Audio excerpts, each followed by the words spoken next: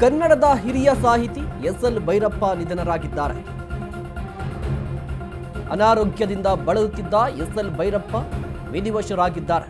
ಬೆಂಗಳೂರಿನ ಖಾಸಗಿ ಆಸ್ಪತ್ರೆಯಲ್ಲಿ ಭೈರಪ್ಪ ಅವರಿಗೆ ಚಿಕಿತ್ಸೆಯನ್ನು ಕೊಡಿಸಲಾಗ್ತಾ ಇತ್ತು. ಬಟ್ ಇದೀಗ ಚಿಕಿತ್ಸೆ ಫಲಕಾರಿ ಆಗದೆ ಇಹಲೋಕವನ್ನ ತ್ಯಜಿಸಿದ್ದಾರೆ. ಬೆಂಗಳೂರಿನ ಖಾಸಗಿ ಆಸ್ಪತ್ರೆಯಲ್ಲಿ ಎಸ್.ಎಲ್. ಭೈರಪ್ಪ ನಿಧನರಾಗಿದ್ದಾರೆ. ಕನ್ನಡದ ಹಿರಿಯ ಸಾಹಿತಿ ಎಸ್.ಎಲ್. ಭೈರಪ್ಪ ವಿಧಿವಶರಾಗಿದ್ದಾರೆ.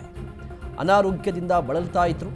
ಅವರನ್ನು ಬೆಂಗಳೂರಿನ ಖಾಸಗಿ ಆಸ್ಪತ್ರೆಯಲ್ಲಿ ಅವರಿಗೆ ಚಿಕಿತ್ಸೆಯನ್ನು ಕೊಡಿಸಲಾಗ್ತಾ ಇತ್ತು. ಬಟ್ ಈಗ ಅವರು ವಿಧಿವಶರಾಗಿದ್ದಾರೆ ಅನ್ನುವ ಮಾಹಿತಿ ಲಭ್ಯವಾಗ್ತಾ ಇದೆ.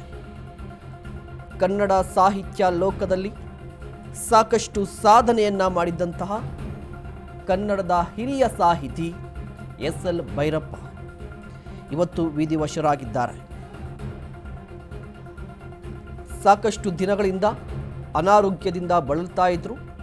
ಅವರನ್ನು ಬೆಂಗಳೂರಿನ ಆಸ್ಪತ್ರೆಯಲ್ಲಿ ಖಾಸಗಿ ಆಸ್ಪತ್ರೆಯಲ್ಲಿ ಅವರಿಗೆ ಚಿಕಿತ್ಸೆಯನ್ನು ಕೊಡಿಸಲಾಗ್ತಾ ಇತ್ತು. ಬಟ್ ಈಗ ನಿಧನರಾಗಿದ್ದಾರೆ. ಪರ್ವ, ಗೃಹಭಂಗ ಹೀಗೆ ಸಾಕಷ್ಟು ಪುಸ್ತಕಗಳನ್ನು ಬರೆದಿದ್ದರು. 94ನೇ ವಯಸ್ಸಿನಲ್ಲಿ ಸಾಹಿತಿ ವಿಧಿವಶರಾಗಿದ್ದಾರೆ. ಯಾನ, ಆವರಣ ಹೀಗೆ ಸಾಕಷ್ಟು ಪುಸ್ತಕಗಳನ್ನು ಬರೆದಿದ್ದಂತಹ